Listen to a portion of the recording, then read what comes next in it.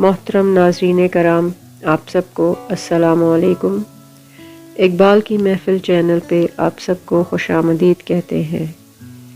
آج کی نظم کا عنوان ہے نوید صبح۔ یہ نظم علامہ اقبال نے سن 1916 میں لکھی تھی، تو پیش خدمت ہے۔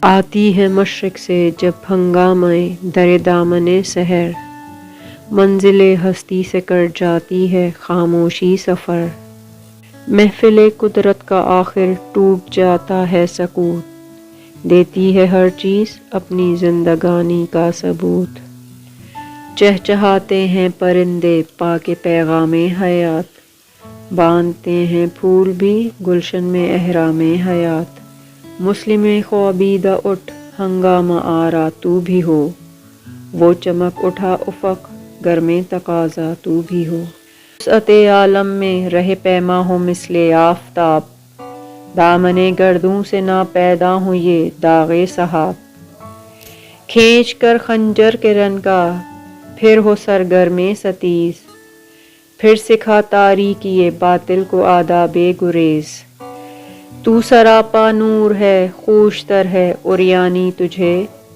اور عریاں ہو کے لازم ہے خود افشانی تجھے، ہاں نمایاں ہو کہ برق دیدہ خفاش ہو، اے دل کون و مکاں کے راز مضمر فاش ہو۔ جی تو ناظرین، یہ تھی آج کی نظم۔ امید ہے آپ لوگوں کو پسند آئی ہوگی۔